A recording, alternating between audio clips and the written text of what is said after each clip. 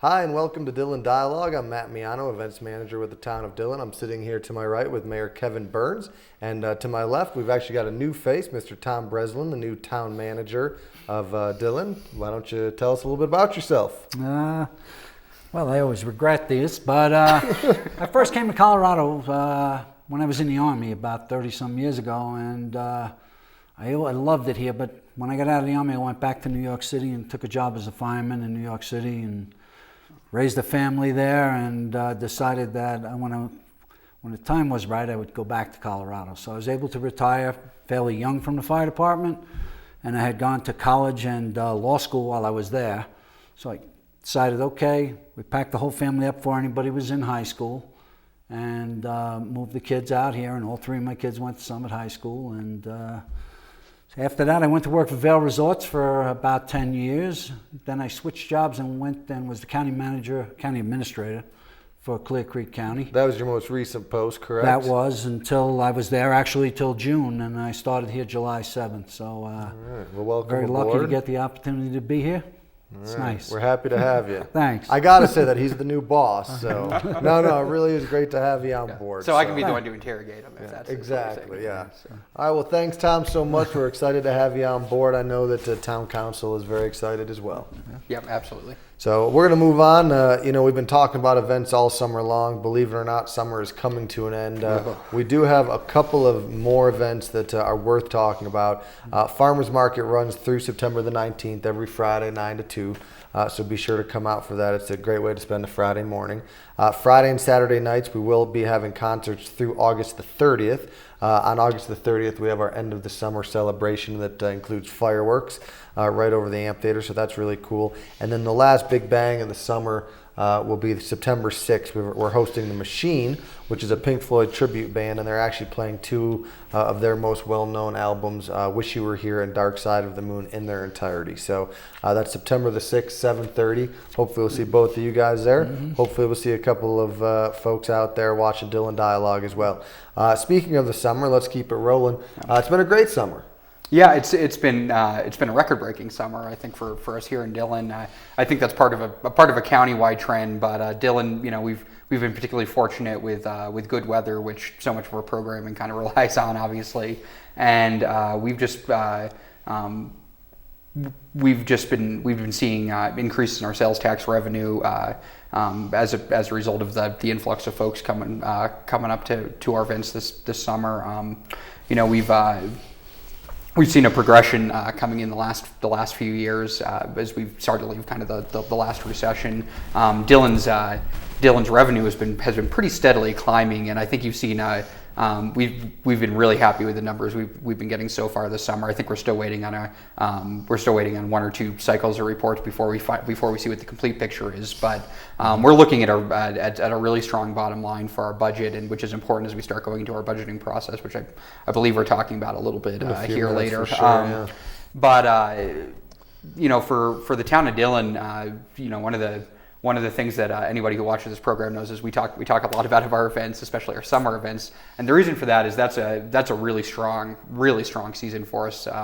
We have different programming and different activities and different things for people to come in and see the town year round.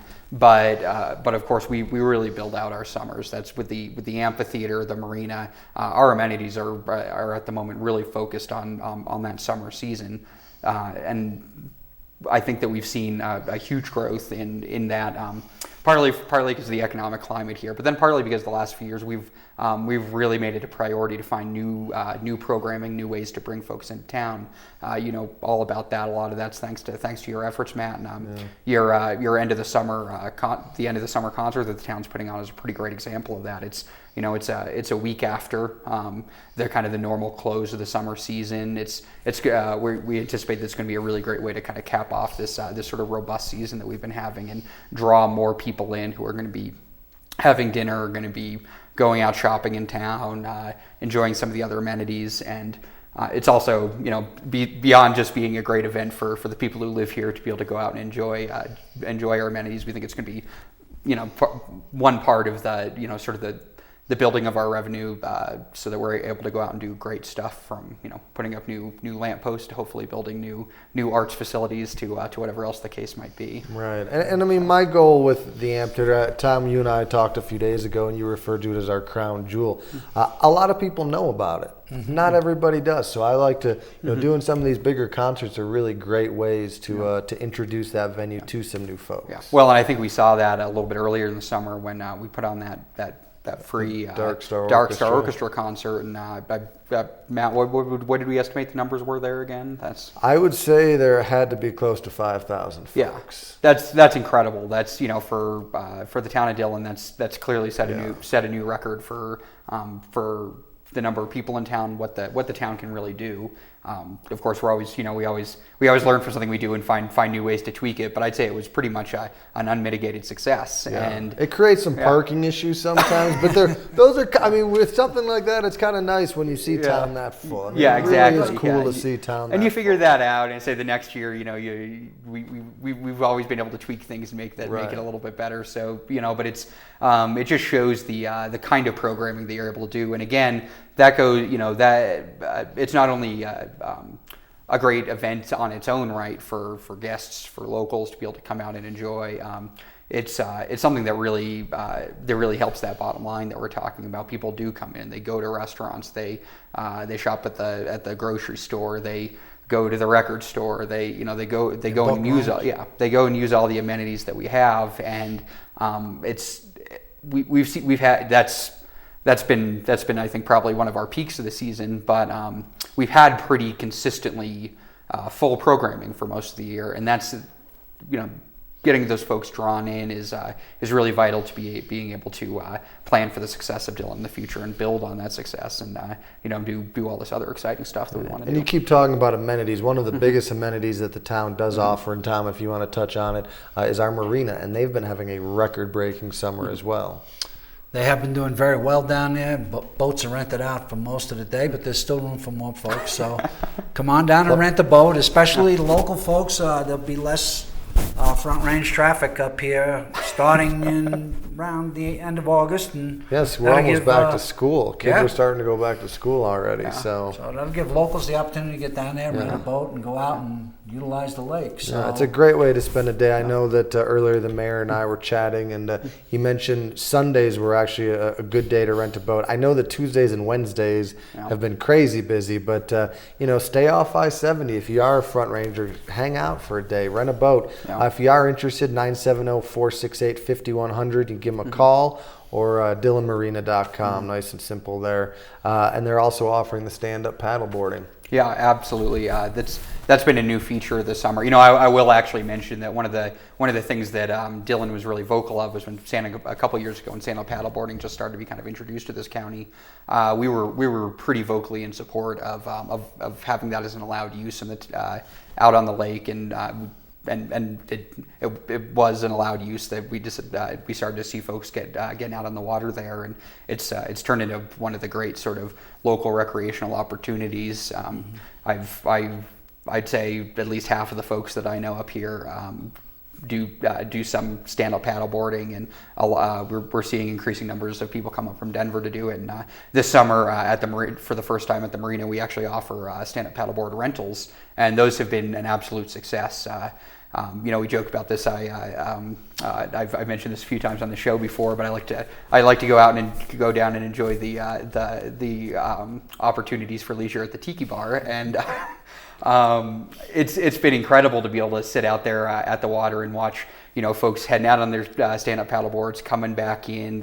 I've seen lines for the rentals, and it's just awesome. It's turned into one of the coolest amenities, very accessible for folks, and I said as long as there's daylight, it seems like people are out there enjoying the lake with the new stand-up paddleboarding, and I'm incredibly proud that Dillon's able to offer that, and grateful for Bob and his work kind of priming the pump and getting that ready and everything so that it could come to Dillon and be a success. So stand-up paddleboarding, just another great amenity that we've added down Absolutely. at the marina. Moving from recreation to culture, the Lake Dillon Theater is another area that's been having a great summer. I know you went to a production just last week, Tom. Why don't you tell us about that? Last weekend, I went and saw Big River, and it's just amazing, the talent of those young people in that theater group. And plan on going next Friday night to see Sweet Charity, and then there's the Johnny Cash. What is that called? It's called The Ring of Fire, and that starts August 29th. And we've all talked about wanting to go to that one. Yeah. I've got like a caravan of friends from coming up from the Front Range who want to try to get. I tell them, like, I don't know if we're gonna be able to all get like a big enough block of seats for that, because they historically sell out so fast. We might have to pick a few different shows. I actually spoke with Chris Solomon, the director over there at the theater, and he kind of explained what it was about, and it's more a story of his life. It sounds really cool. So I think we're all excited for that one. On October 10th, there's a show called The Mountaintop, which is a story about Martin Luther King Jr. And then finishing out their summer season, or their 2014 season, on November 14th, 1940s Radio Hour will be the last production of the season. But they have already announced their 2015 season, so you can check that out at lakedillontheater.org. Gives the whole rundown of what they've got going on at the theater. And we've talked about it before. The theater is just a great partner of the town. Yeah, absolutely. One of the reasons we do bring them up on occasion is, again, as folks who watch this know, but folks who just attend our events might not, those Saturday night concerts are fundraisers for the Lake Dillon Theater. We have a pretty long, proud history of partnering with the theater and finding fundraising opportunities for them. We do, we partner monetarily with them on some events as well, and they've been a long time part of the history of the town of Dillon. And as I mentioned, we use some of the money that we raise to sort of think about the kind of projects we want to do in the town, and as we're kind of looking ahead to see what we want what we want to be doing the next 4 or 5 or 10 years. The Lake Dillon Theater is a huge part of that, where they're one of the premier sort of cultural amenities in this entire county, and they really form part of the cornerstone of the identity of Dillon. And one of the reasons it's so important that we have these successful summer seasons is that the council that I sit on has been in really serious talks, especially kind of since I came into this role as mayor, about developing a performing arts facility for the town of Dillon. We think that with the theater here and being down on the lake, that there's a perfect opportunity to create sort of a really robust cultural center in the Summit County community, right in the town of Dillon. So we want, Lake Dillon Theater Company, of course, is a hugely successful part of that, of those cultural opportunities in the town. And so we want to be able to partner with them. We want to be able to create a space that maybe brings in other entities from other parts of the county, or some of these other arts groups that are in the town of Dillon, and then create space for our community to participate in the arts. Whether it's having temporary art exhibits, whether it's finding sort of other ways to bring people in. There's a lot of opportunity in the town of Dillon, and as I said, our location is is second to none in the county. It's inspiring. It inspires the artists of all types, and we're, as I said, as a council, hopefully we're going to be talking about this a lot more in the future on future Dillon dialogues. We're seriously committed to this vision of the town of Dillon, that includes this Lake Dillon Theater Center at that cornerstone of Dillon's identity, and we're excited for that future. I like it. So far what we've talked about is tax revenue is up, the marina's doing great, amenities are good, the theater's another amenity, so things are going great. The events are going You jumped well. on board right at the right time, so things are good. I'm a lucky it's guy. exciting time. Lucky guy. One other exciting thing that we talked about a little bit earlier, or on some previous Dillon dialogues, is the brainchild of Louis Scovera, Councilman Scovera, and the Lake Dillon disc golf course. Absolutely. Tom and I actually mentioned this on our last town council update, but we just as a council signed the agreements necessary to with Denver Water and Summit County, who are the other partners in this in this disc golf course. They have some of the land out there, and we're going ahead with the disc golf course in the town of Dillon, which is incredibly exciting. There's a huge need for it. I've been talking to Louis, and it sounds like there's already been people out on the course for months now. The people have been trying to go out, trying to get in there and check it out. And it's kind of an interestingly phased project. We're actually hoping to have some baskets up, and maybe some level of course ready for folks to go this summer. So hopefully stay tuned for an announcement on that pretty quickly. But then really the bulk of the work is going to be starting to go as the snow melts next spring. You have to put in some cement tee pads and stuff like that. So and then from there it's kind of a multi-phased couple-year process as you put in some of the different elements of the course that make it sort of suitable for lots of different skill levels. Fit some family-oriented sections, something for more of the advanced folks. And I can tell you, if you're going out there to play or just to do a site visit, the views are absolutely incredible. They're really second to none. You're looking over the lake. It's really tremendous. I do have one important question. Tom and I are both big golfers. Is there going to be a place for us to set down our golf clubs to pick up our golf discs? Because that's probably we're going to need that, right? We're going to need a lot of help. Yeah, I don't know how to play it at all. No, me either. I can add, we'll be able to do that. I think the thing that makes the most sense is to have a council and staff training session where you get some basic lessons so we can all go out there. And I can only imagine what that would actually look like. So I But say I think yes it's a to good that. idea. Yeah, I say yes we'll to have a that. lot of fun doing that. Yeah. So maybe we'll have to wait till next year. Sounds like spring of 2015. Whenever the ice melts, we'll really kind of finalize that, and hopefully next summer. But again, we do hope to have something going this summer. So we'll have that, but expect the full package. And I know there was an article in the Summit Daily News recently. So like you said, stay tuned, and as it does progress, we'll be sure to let you know. We're going to take a short break. We'll be right back. See you after this. Welcome back, and thanks to all of our sponsors out there. I couldn't. So for the viewer in the break, I'll just say we were talking about what commercials actually go into the. We're trying to make something that's Dillon's own. Yeah, and we're still trying to figure out a way to throw to commercial that's going to be unique to Dillon, and we're working on that. So actually, if you have suggestions, send them to Matt Miano, and thanks for bailing me out for just breaking out. And I totally thought we'd have to splice that out, but you bailed me out there. So again, welcome back to Dillon Dialogue. A couple things. Earlier we were talking about sales tax revenue. Something else that goes on this time of year in relation to that is our budgeting for next year. Tom, you want to touch on that a little bit? Yeah, yes, like with all local governments and county governments that have a fiscal year from January 1st to the 31st, this time of year is when you're getting your budgets prepped. And the process had started prior to my getting there in July. They had preliminary discussions, and now our finance director, Karen McDonald, and her and I have worked together to put the package together that we can present to the town council. And, the town is in basically a solid financial position, and I'm sure the council will be glad to hear that. And, we have a solid plan going forward for our maintenance program and our vehicle replacement program. It's all very well thought out, and it'll be very easy for the council to accept it. So you guys will obviously, I know my role in it, and then you guys present it to town council. So Mayor, from there, how does it work for you guys? Yeah, so as Tom mentions, budget work that's done kind of up to this point is more behind the scenes. It's staff sort of putting a lot of the pieces together about what based on the direction to council is given in the last year about what sort of the town's priorities are, what kind of maintenance really needs to get done, what some of the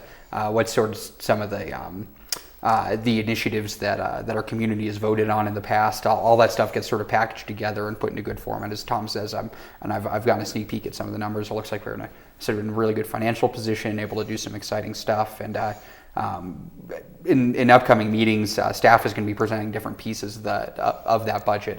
We have capital fund, general fund. We have special district funds. We have our water fund, water and sewer, and it's we go kind of through each piece, looking through it, and making sure that what staff's recommendation is jives with what town council's looking for in a budget. And typically I think we have a great working relationship with our staff. There's every once in a while you find something we say, actually, maybe we want some different project or something to be a priority. But obviously there's a lot of basic infrastructure needs we have an extremely talented staff that knows what knows what needs to get done, and they provide some very sort of solid conservative recommendations on that. And where it's a long process. Say if anybody wants to come out and keep us company during those work sessions. But obviously it starts in July, so it is a fairly long process that we're all kind of involved. But it's a great piece, and one of our most important duty as a council is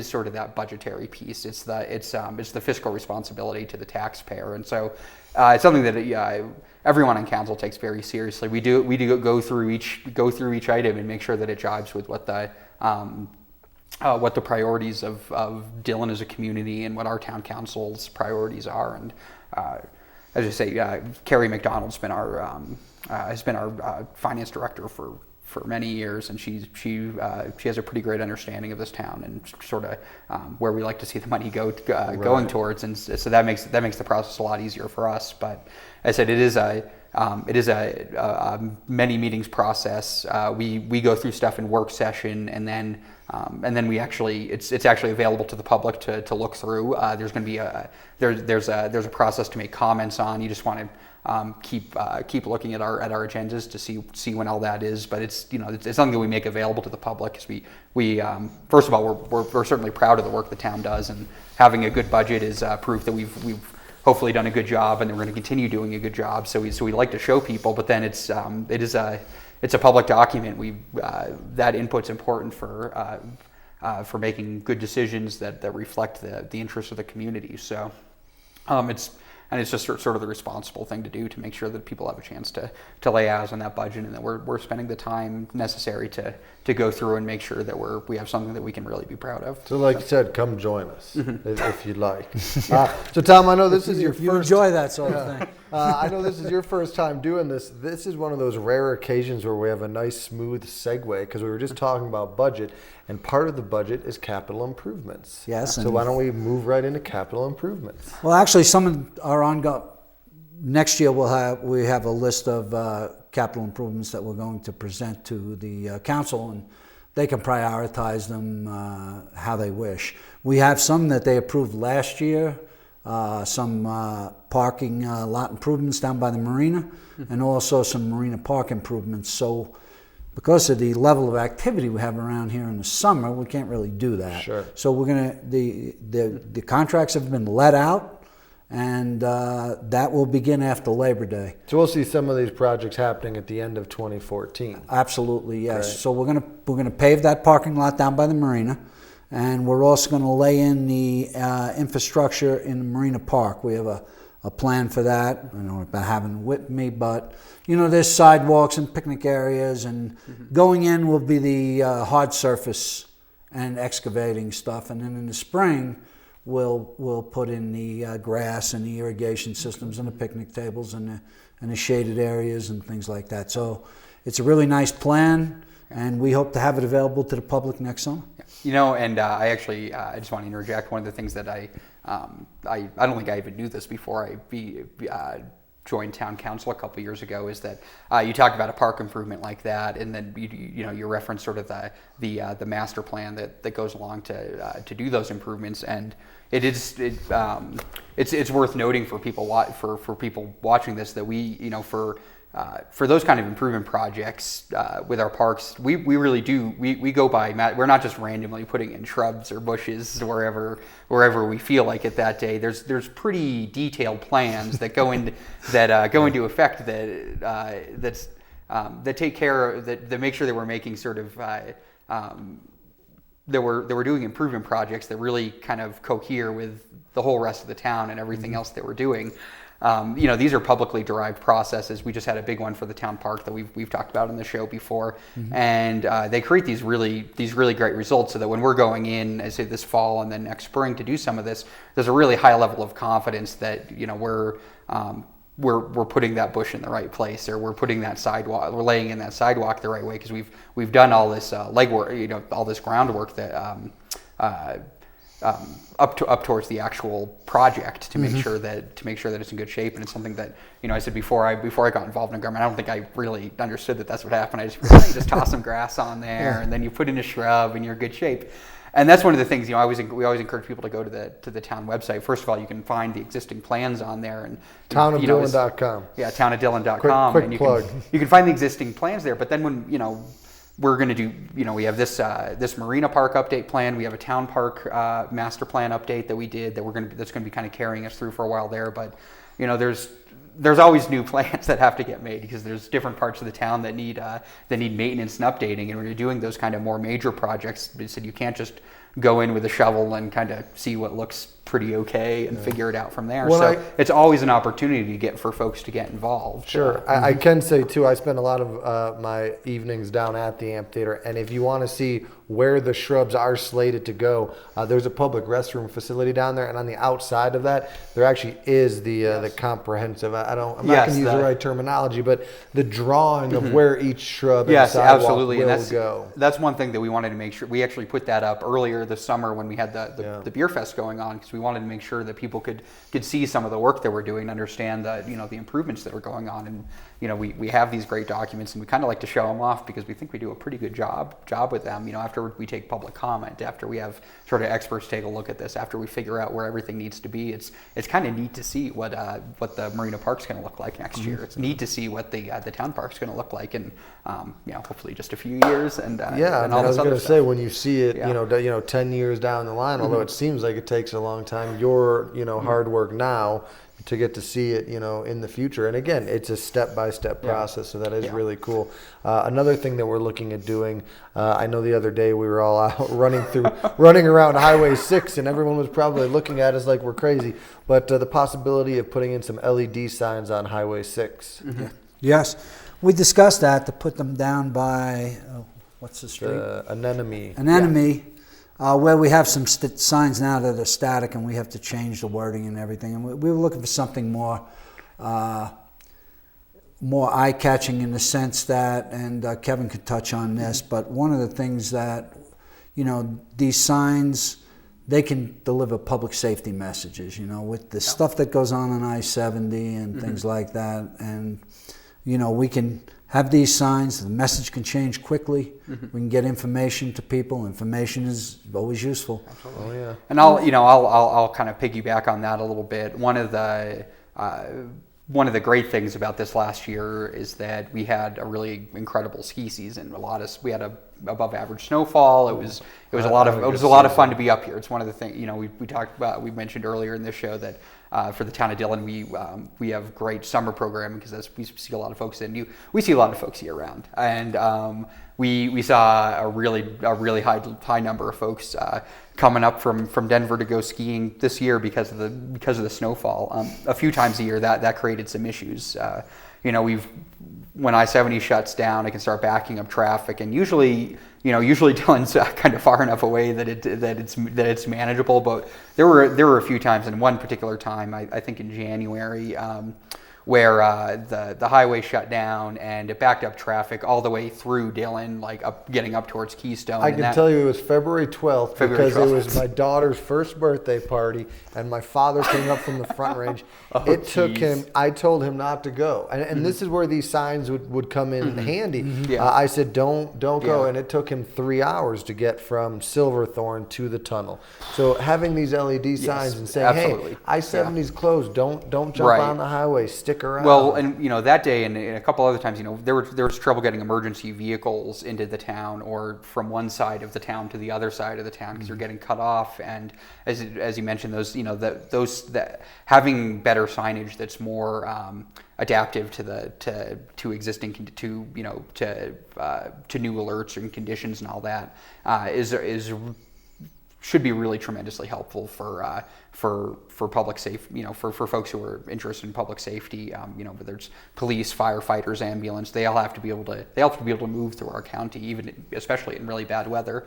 And we had a few times this year where that was getting really difficult. And the town, as a town, we looked and said, what are some ways we can help prevent that in the future? We're going to have, this is the last time we're going to have a heavy snowfall. It's not going to be the last time that we have a lot of people up that day. Hopefully, it'll be a lot of times. And I like it when it snows a lot. Yeah, exactly. And we need to be able to move people off the road, get them to safe places while road work is going on, while there's snow removal going on, and make it safe for them, make it safe for other people who do have to trek through the county, as it our emergency service vehicles have to be able to get around, and make it possible for local folks to be able to get back to their house if they're on the highway, to be able to get to the grocery store if they need to do something, if they be able to get to and from their businesses. And we kind of hit on this idea that we have a few opportunities to really be able to inform folks about what's going on. And I say, what I like to say is, hey, if we can do something like that and it doesn't end up looking like a light bright set,